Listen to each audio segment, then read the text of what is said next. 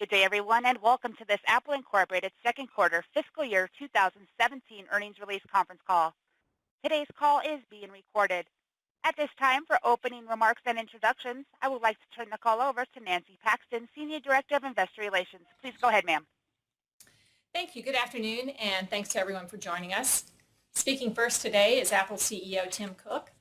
He'll be followed by CFO Luca Maestri. After that, we'll open the call to questions from analysts. Please note that some of the information you'll hear during our discussion today will consist of forward-looking statements, including, without limitation, those regarding revenue, gross margin, operating expenses, other income and expense, taxes, future business outlook, and plans for capital return and debt issuance. Actual results or trends could differ materially from our forecast.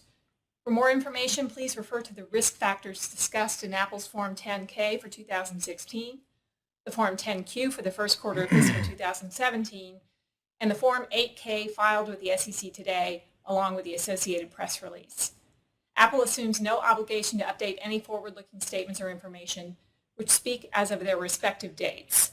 I'd now like to turn the call over to Tim for introductory remarks. Thanks, Nancy. Good afternoon, and thank you for joining us. Today, we are reporting strong March quarter results with accelerating revenue growth and earnings per share up 10% over last year. We feel great about this performance. Revenue was $52.9 billion, near the high end of our guidance range. Global revenue was up 5% year on year, with growth accelerating from our December quarter performance.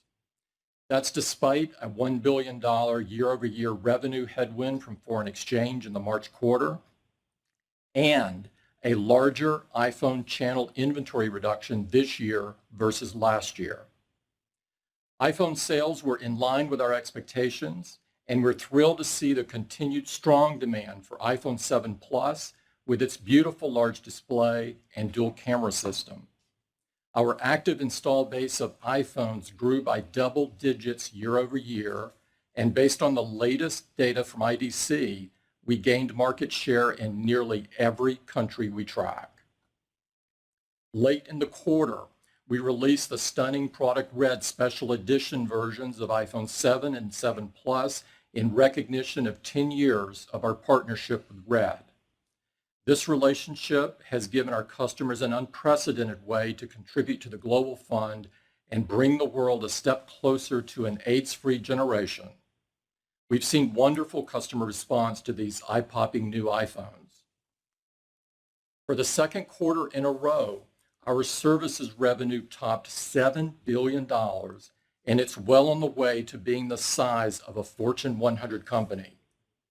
We're very happy to see the deep level of customer engagement with the Apple ecosystem across all of our services. App Store momentum is terrific, with revenue growing 40% year over year to an all-time quarterly record. The number of developers offering apps for sale on our store was up 26% over last year, and we're thrilled to see their success. We also saw double-digit revenue growth from Apple Music subscriptions and iCloud storage, and overall very strong growth in the total number of paid subscriptions for our own services and the third-party content we offer on our stores. Paid subscriptions now exceed 165 million. Apple Pay is experiencing phenomenal traction. With the launch of Taiwan and Ireland in the March quarter, Apple Pay is now live in 15 markets with more than 20 million contactless-ready locations, including more than 4.5 million locations accepting Apple Pay in the U.S. alone. We're seeing strong, growing usage as points of acceptance expand, with transaction volume up 450% over the last 12 months. In the UK, for example, points of acceptance have grown by 44% in the last year, while monthly Apple Pay transactions have grown by nearly 300%. In Japan, where Apple Pay launched last October, more than 500,000 transit users are completing 20 million Apple Pay transactions per month. And we're always excited to see our partners bring their customers new ways to use Apple Pay.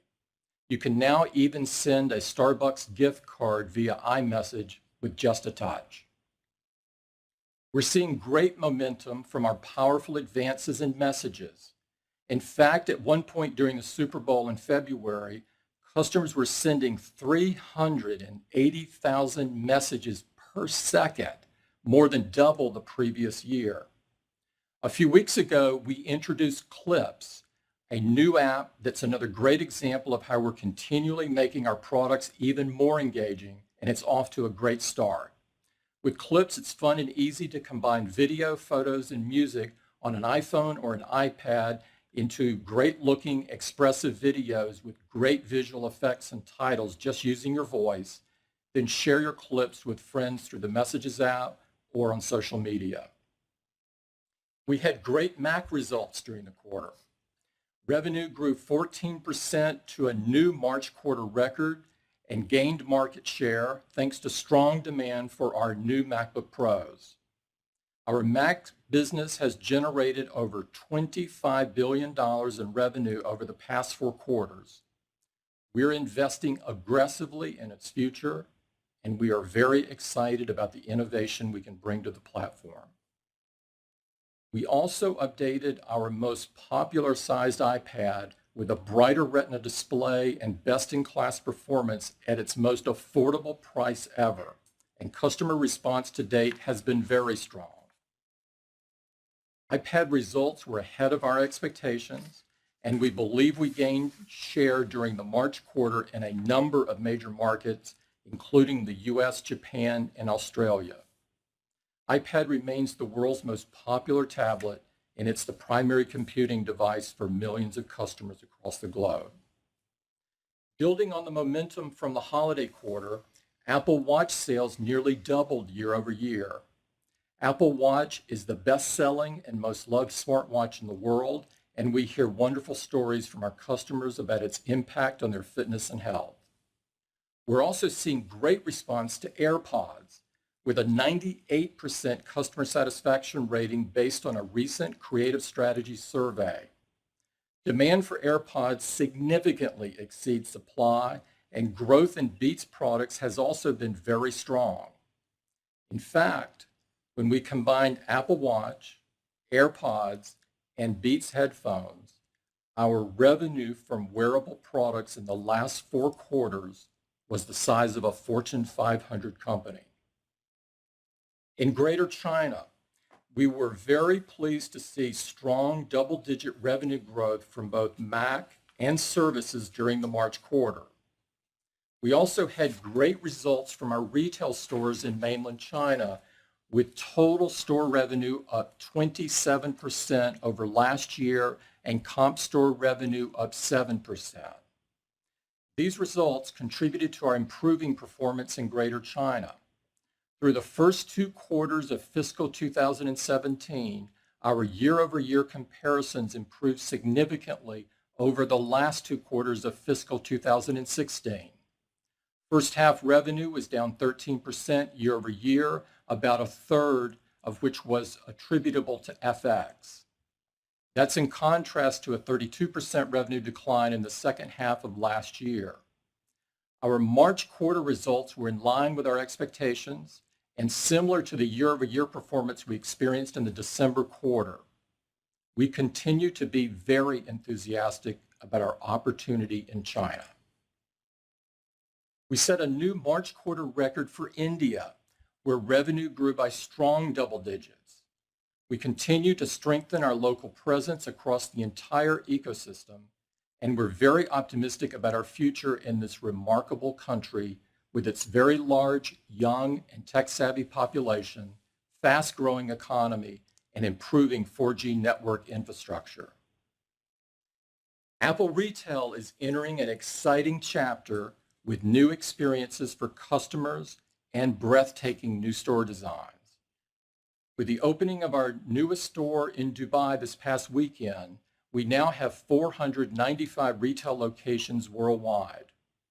The new Apple Dubai Mall is a truly international store with employees who collectively speak 45 languages and are already welcoming customers from around the world. As Luca will discuss in a moment, today we're also providing an update to our capital return program.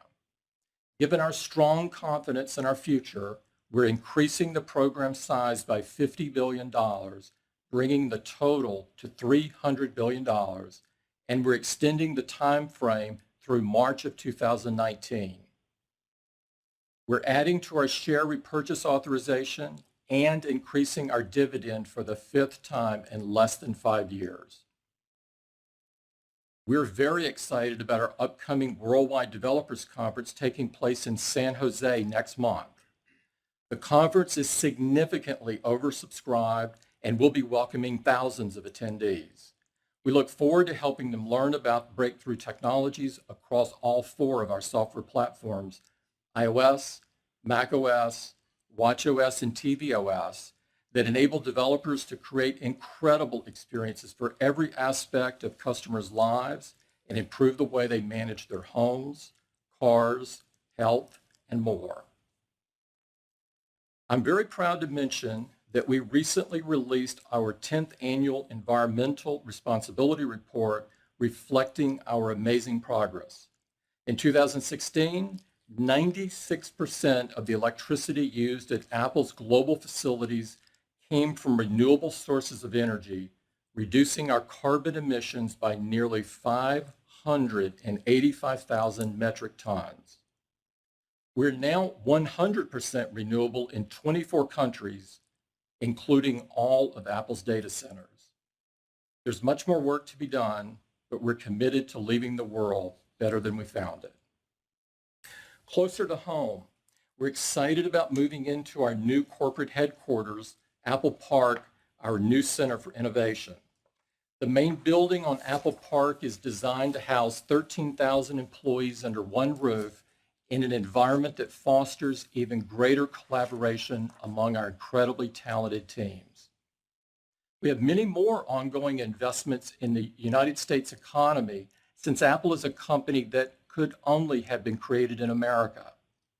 Through our innovative products and the success of our business, we're incredibly proud to support more than 2 million jobs in all 50 states, and we expect to create even more. Last fiscal year, we spent more than $50 billion in the United States with American suppliers, developers, and partners. And we continue to invest confidently in our future. Now for more details on the March quarter results, I'd like to turn the call over to Luca. Thank you, Tim. Good afternoon, everyone. Revenue for the March quarter was $52.9 billion, and we achieved double-digit growth in the US, Canada, Australia, Germany, the Netherlands, Turkey, Russia, and Mexico. Our growth rates were even higher, over 20%, in many other markets, including Brazil, Scandinavia, the Middle East, Central and Eastern Europe, India, Korea, and Thailand. Gross margin was 38.9% at the high end of our guidance range. That's a sequential increase from 38.5% in the December quarter, which is particularly impressive given the seasonal loss of leverage, sequential foreign exchange headwinds of 100 basis points, and cost pressures on certain commodities.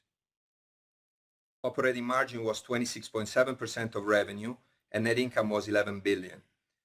Diluted earnings per share were $2.10, an increase of 10% over last year, and cash flow from operations was strong at $12.5 billion.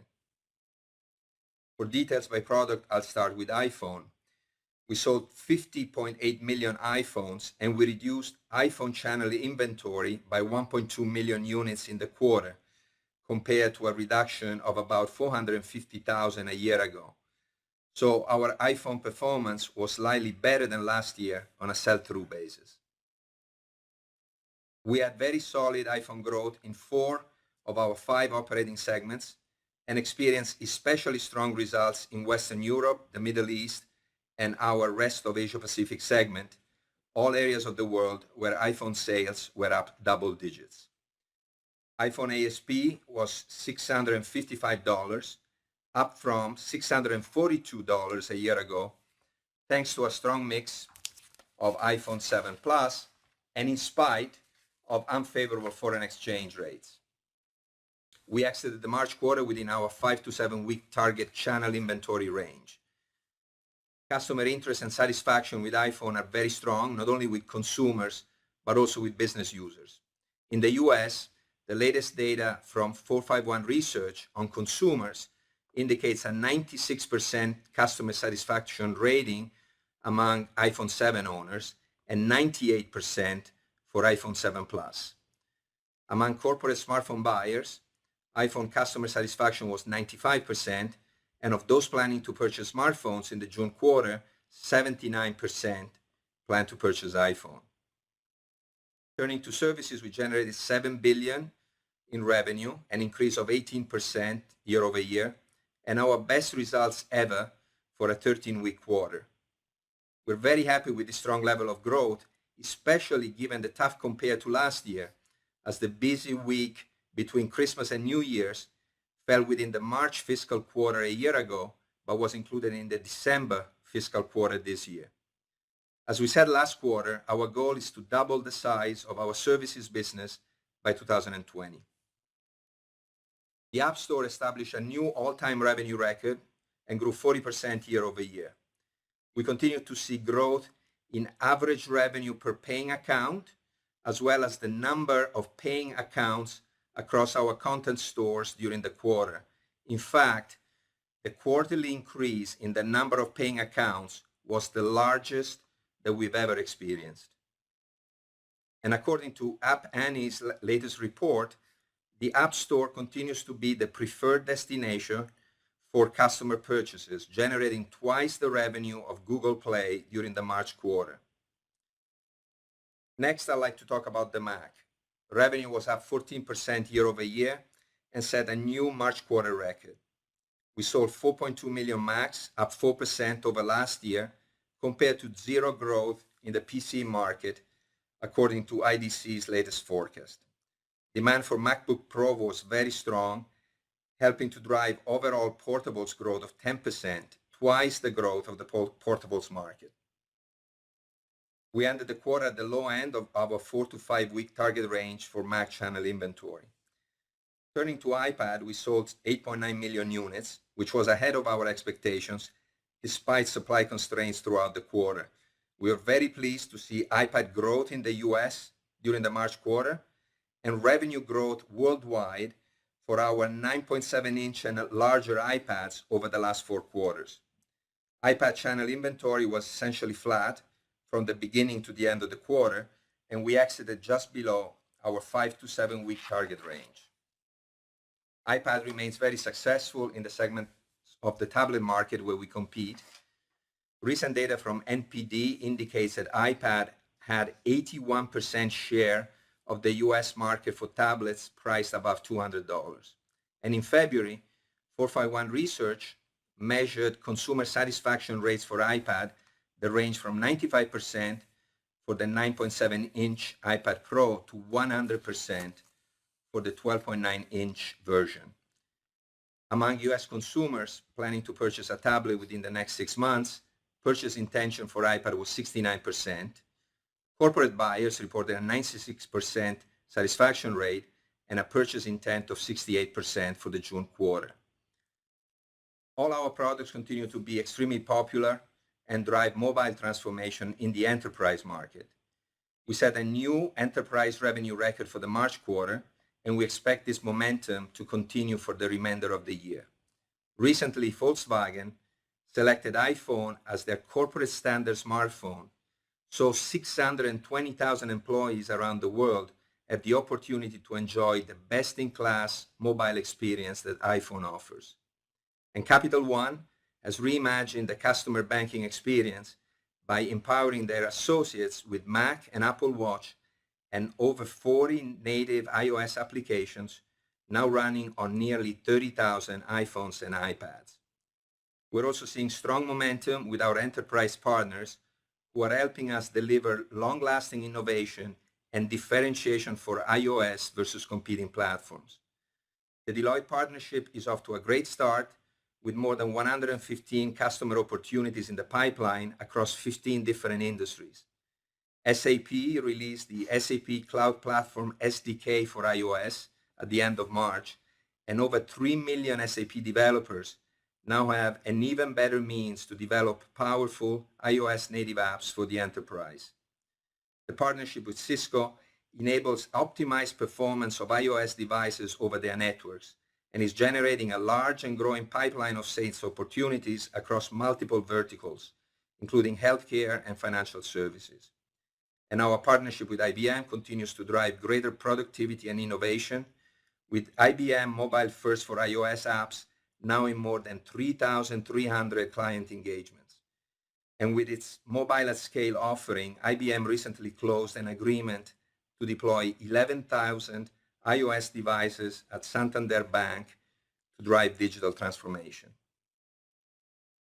Our retail and online stores produce great results with strong revenue growth in all our geographic segments and 18% growth overall. Visitors to our retail and online stores were up 16% over last year, and we added 4 new stores during the March quarter.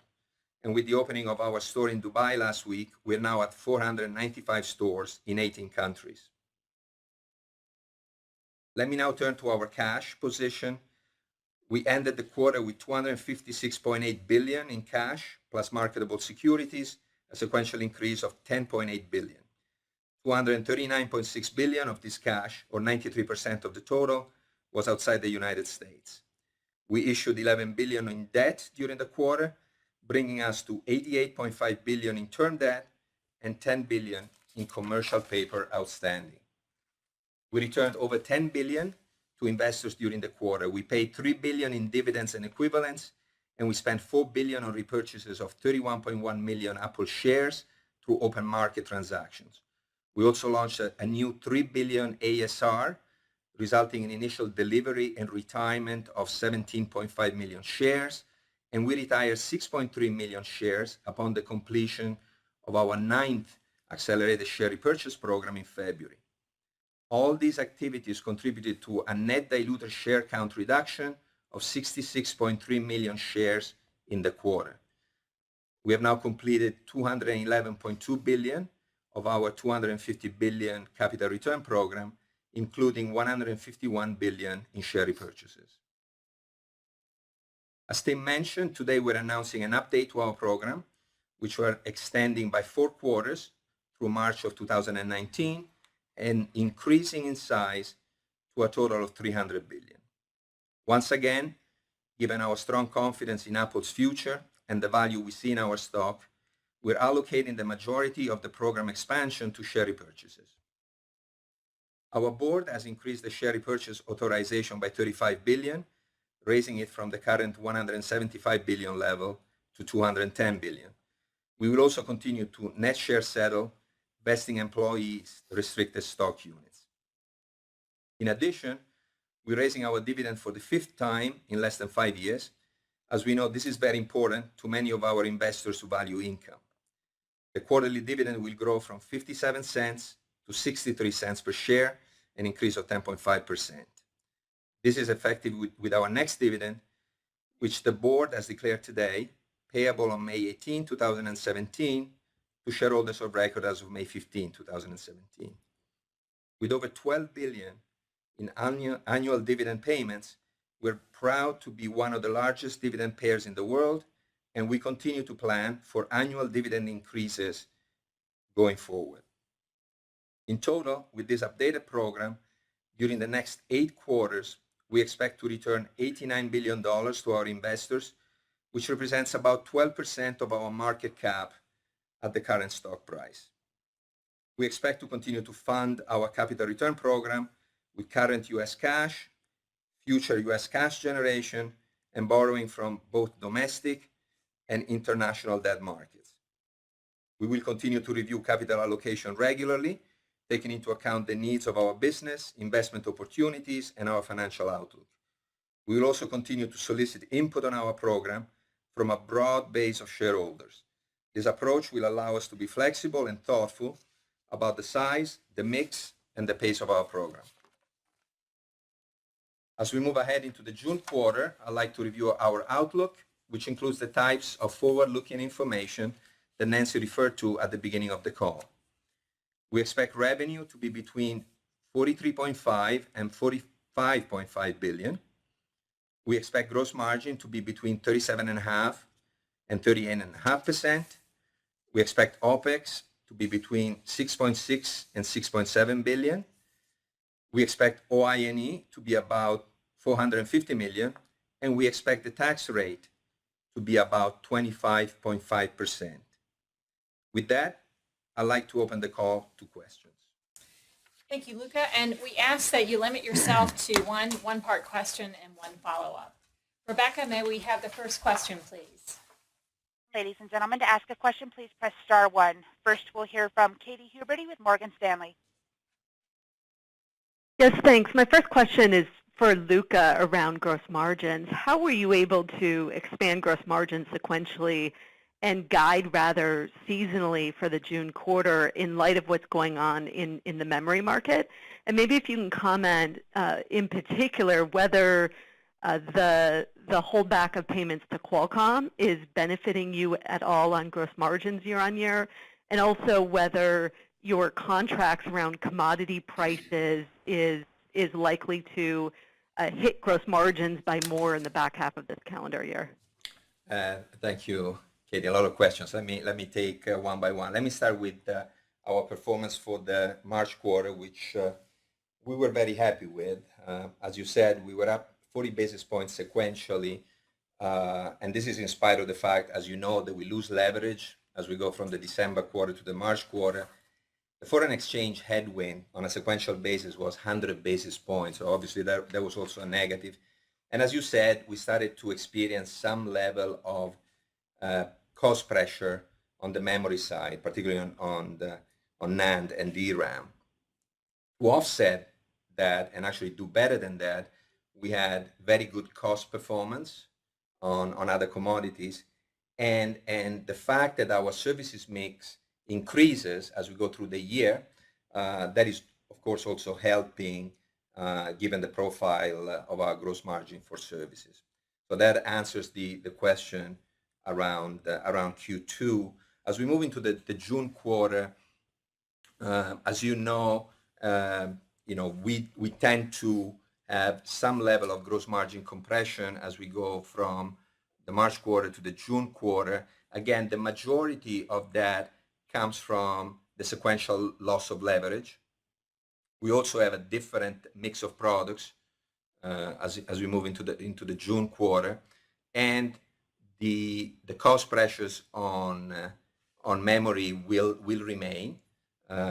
We expect to offset partially these impacts with other cost efficiencies, and again with a mix shift towards services. The impact on NAND and DRAM will continue to be there, and we expect it to be there. We don't guide past the June quarter, but we expect it to be there for the time being. On Qualcomm, I just want to make it very, very clear that we are accruing. We do not expect to be paying more than what we are accruing right now. So we didn't get any benefit in our P&L, in our margins during the March quarter, and we're not getting any benefit during the June quarter either. Okay, thank you. And just a follow-up for Tim, as you noted in your remarks, the iPhone 7 Plus demand is selling incredibly well, and this is a product that was pretty severely supply constrained in the December quarter. And I just wonder whether there are any lessons learned as you go forward into future product launches around how you manage the timing of announcing a product when there's supply constraints, and how you might work with the supply chain differently around ramping some of these components that have particular difficulties around the yields early on. Yeah, Katie, one of the things that we did not get right was the mix between the iPhone 7 and the iPhone 7 Plus. We wound up, the demand was much stronger to the 7 Plus than we had predicted. And so it took us a little while to adjust all the way back through the supply chain and to bring iPhone 7 Plus into balance, which occurred in this past quarter. What do we learn from it? Every time we go through a launch, we learn something, and you can bet that we're brushing up our models, and we'll apply everything we learn to the next time. Thank you. Thank you. Could we have the next question, please? We'll go to Shannon Cross with Cross Research. Thank you very much. Tim, can you talk a bit about what's going on in China and give us some more color, especially as you're going through the year, and then obviously we won't talk about the next product launch, but just are there any shifts in demand with Greater China down 14%? Was it all iPhone or mix? Anything you can provide, and then I have a follow-up. Yeah, thanks for the question, Shannon. We saw in Q2 a performance that combined with Q1 to form the first half of the year was much better than what we experienced in the second half of last year. And if you look at what was driving that, iPhone 7 Plus, we sold the highest number of Plus models in the first half than ever before, compared to 6S Plus or compared to the 6 Plus.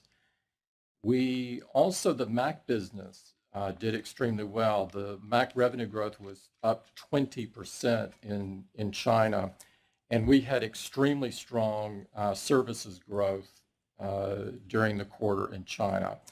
As I'd mentioned in my comments, our retail and online stores did well overall, and in China they grew by 21%, which is an acceleration from what we had seen in the previous quarter. And traffic, which for us is incredibly important in the retail stores because we do a lot more than sell. Traffic was up 27% year on year, and now 7 of our top 10 highest traffic stores in the world are in Greater China. And so that's the set of things that sort of went in our direction, so to speak. On the flip side, currency devalued by 5%, and so that's not a insignificant headwind. And our performance continued to be weak in Hong Kong, which has been hit a bit harder as the tourism market continues to slump. Also, where the iPhone 7 Plus did well, we didn't perform as well on some of the previous generation iPhones. And so that's sort of the set of things on the plus and minus side. We did perform about where I thought we would, because I thought it would be similar to the previous quarter, and it was. What I now believe is that we'll improve a bit more during this current quarter, not back to growth, but improve, but make more progress. And we continue to believe that there's an enormous opportunity there, and in the scheme of things, our business is pretty large there. Great, thank you. And then just, I don't know if Luca wants to take this, but thoughts on cash usage. You increased your program, but you still have, I think, $160 billion of net cash, and obviously continue to generate cash. So I'm curious as to, given some of the commentary that's come out of the administration, which I think most companies were expecting some sort of return, how do you generally think about what you need to run the business from a cash perspective, how you think about, the balance sheet from a strength perspective, just, as we look forward to what hopefully will come through? Well, Shannon, how we run our capital return program. We've been pretty consistent during the last 5 years.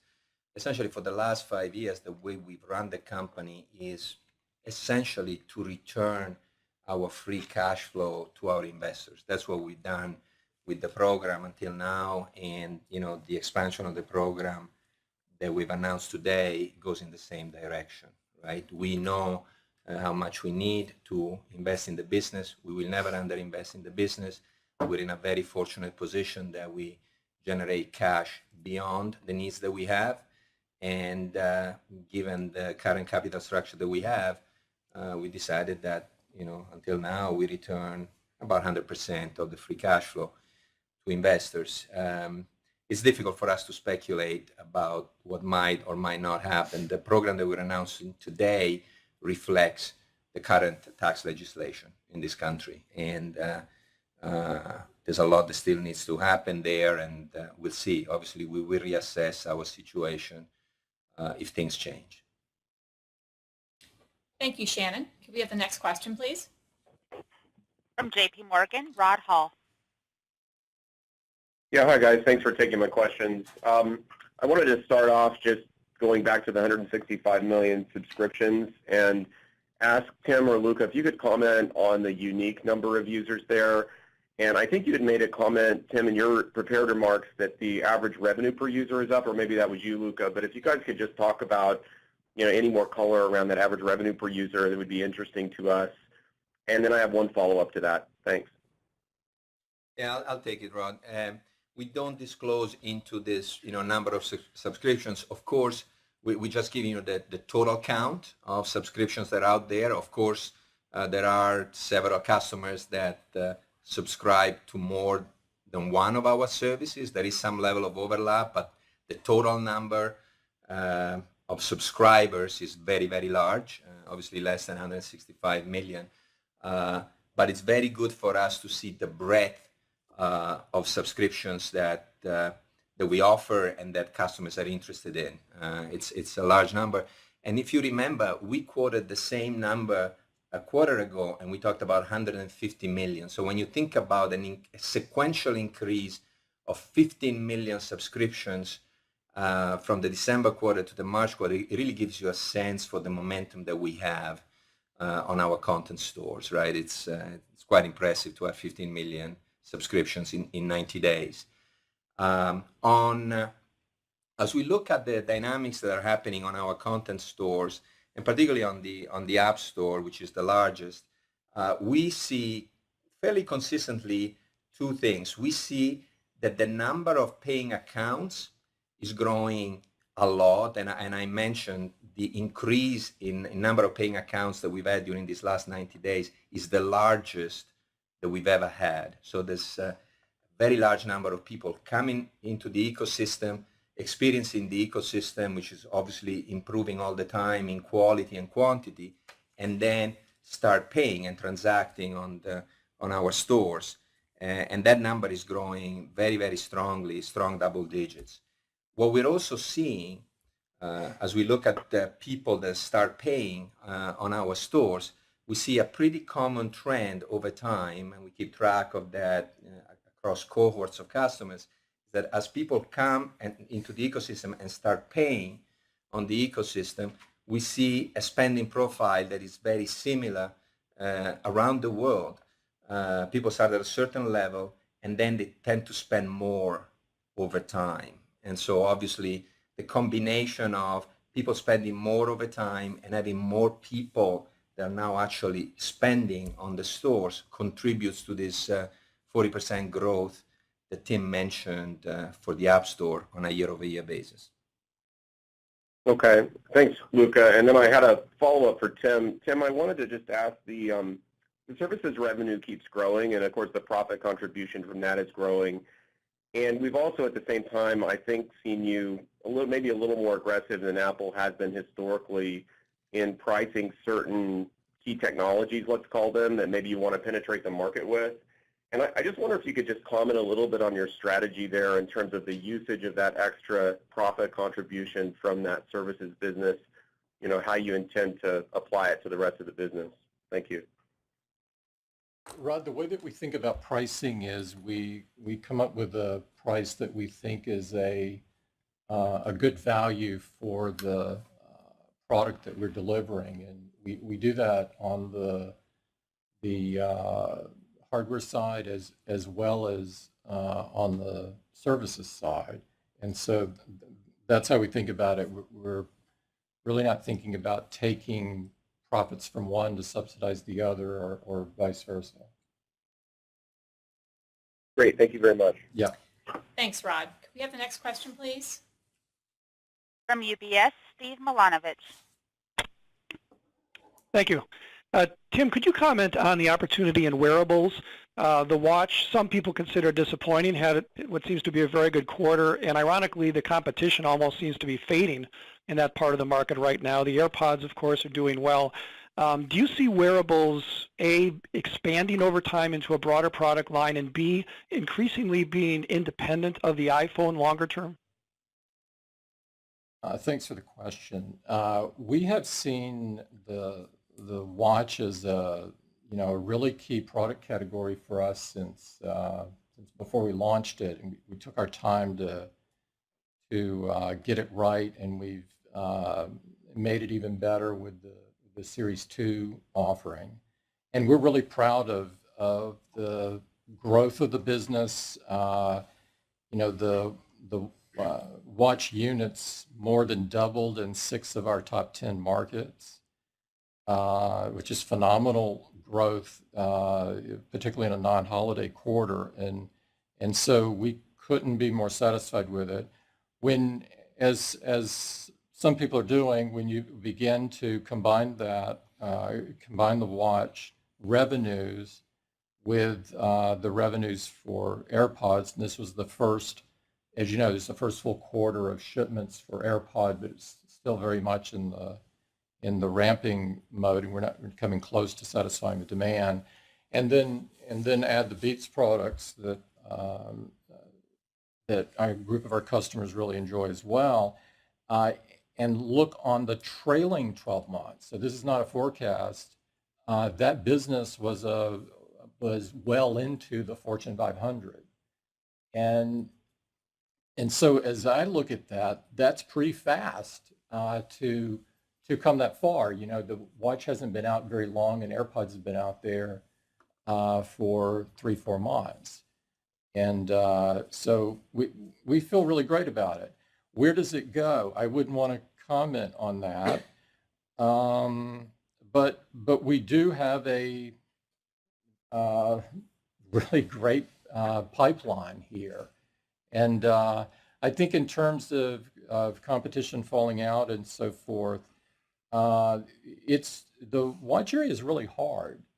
It, in essence, from an engineering point of view, is similar to a phone in terms of the intricacies and so forth. And so it's not. I'm not very surprised that some people are falling out of it, but we're very committed to it and believe that it's already a big business, and believe over time it will be even larger.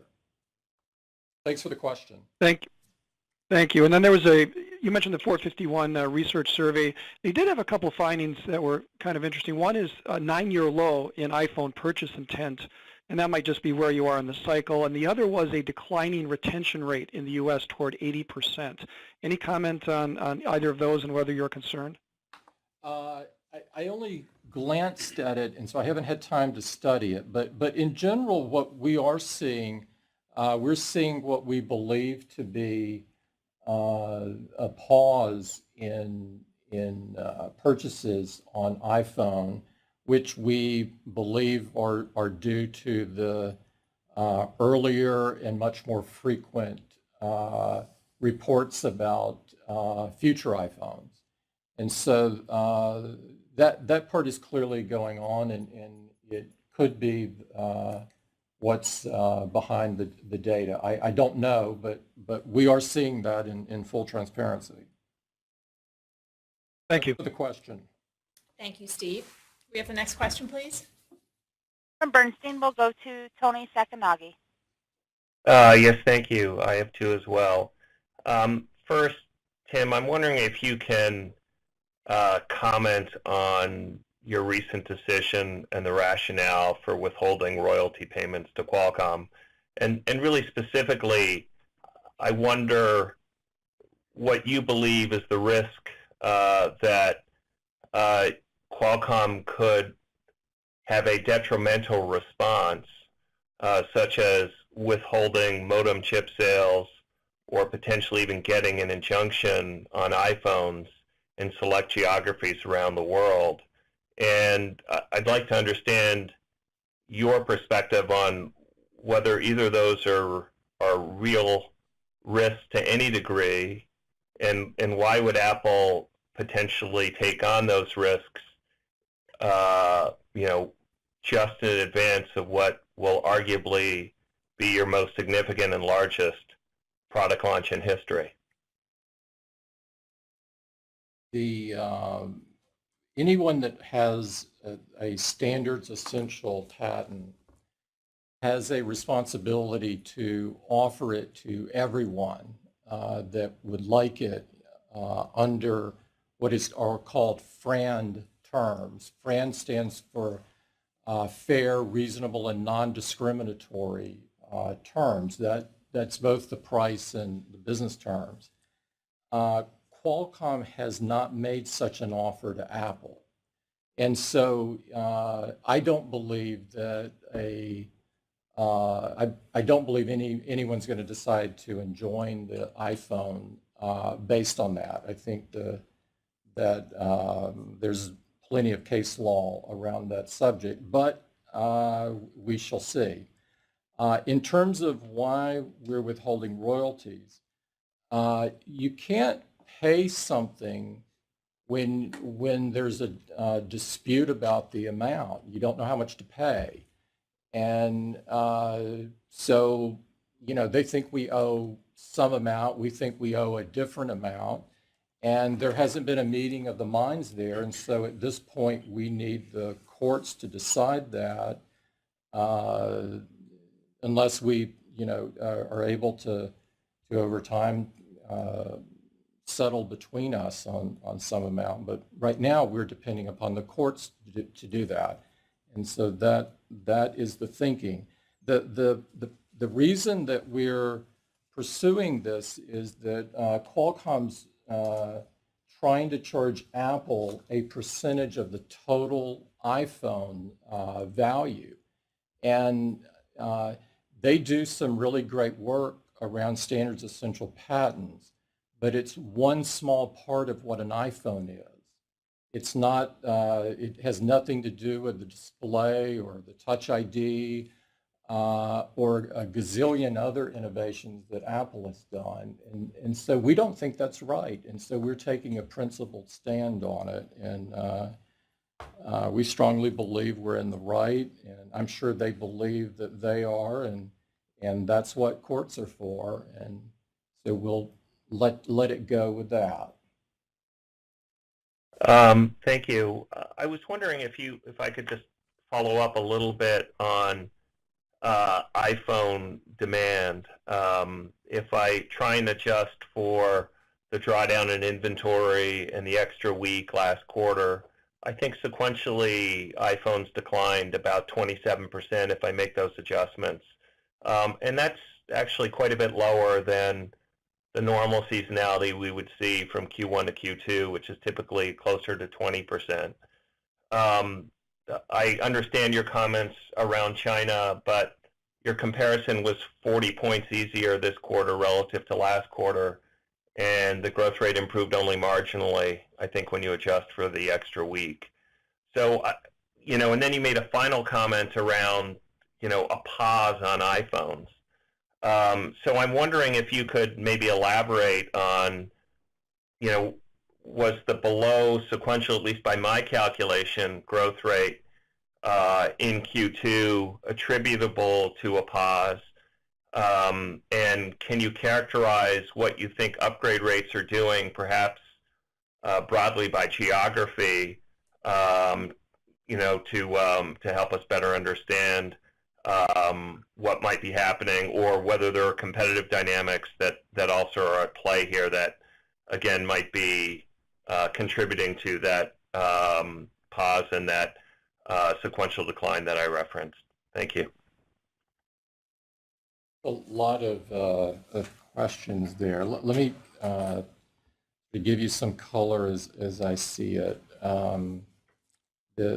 In this quarter, we reduced channel inventory by 1.2 million units. And so if you look on a year-over-year basis, which is primarily what we look at from a unit point of view, because it would have the seasonality embedded in that, we grew sell-through on a year-over-year basis. Last quarter,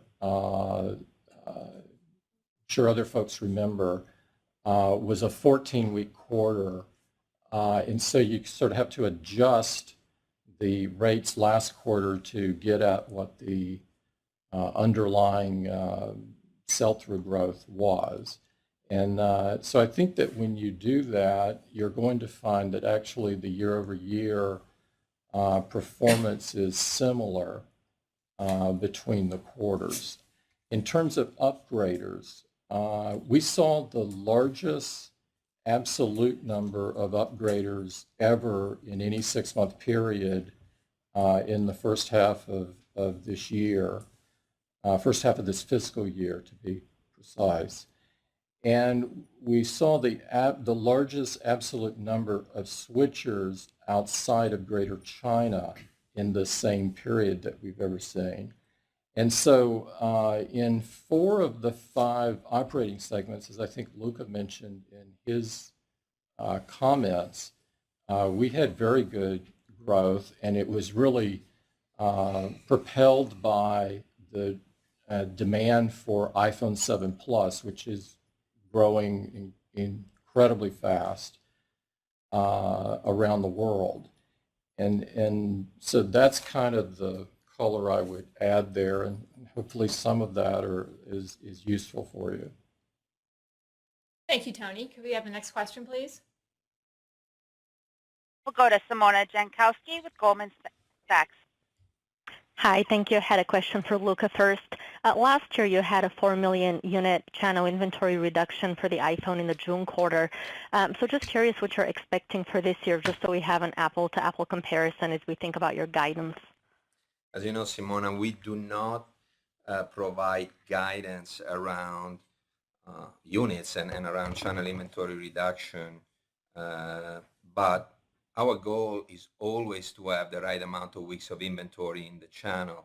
And if you look at our history over the last several years, we have fairly consistently reduced channel inventory in the June quarter. So I think it's a fair expectation to have. Thank you. And then just for Tim, Tim, you've been excited about the India market for some time and have made strides in establishing a retail manufacturing and R&D presence there. So just curious, as you look at that market and the rollout of 4G there, is it reasonable for us to assume that Apple can sell something on the order of 10 to 20 million iPhones there next year and then grow from there? Yeah, we make it a point not to forecast by GEA. We just provide a current quarter forecast. But as hopefully you've seen, as we began to give you more information about India, we've been investing quite a bit. We have a ton of energy going into the country on a number of fronts. And it is the 3rd largest smartphone market in the world today, behind the China and the United States. And so we believe, particularly now that the 4G infrastructure is going in the country and it's continuing to be expanded, that there is a huge opportunity for Apple there. And so that's that, and the demographics of the country is why we're putting so much energy there. Thank you. Yep. Thank you, Simona. Could we have the next question, please? Jim Suva with Citigroup. Thank you very much, and congratulations on returning to growth consistently. That's great. I believe, Tim, in your prepared comments, you mentioned India was growing double-digit, which is great. but I believe if we look at geographic information, India is really underpenetrated from an Apple reception perspective, but yet they have, LTE, you have the iPhone SE, a lower price iPhone. Do you think that, say this next 12 to 18 months is going to be a turning point, or is it more you need to work with the government to have Apple-owned stores or production there, or what's it really going to take to get India going along, because we think it's just truly a great opportunity? Well, we think it's a great opportunity too, and so we're bringing all the things that we brought to bear in other markets that we've eventually done well in, and that's from channel to stores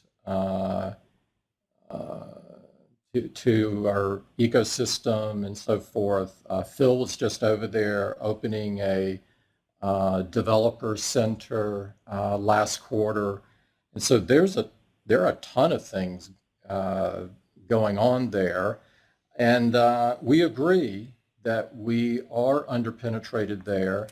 Our growth rates are good, really good, by most people's expectation, maybe not mine as much, but and so we're putting a lot of energy in, just like we have in other geos that eventually wound up producing more and more, and so I'm very excited about it. The 4G network investment really began rolling in a significant way toward the last quarter of last year, as you know. And but they are moving fast. They're moving at a speed that I have not seen in any other country in the world once they were started. And it is truly impressive. Great. Thanks so much for the details. That's greatly appreciated. Yep.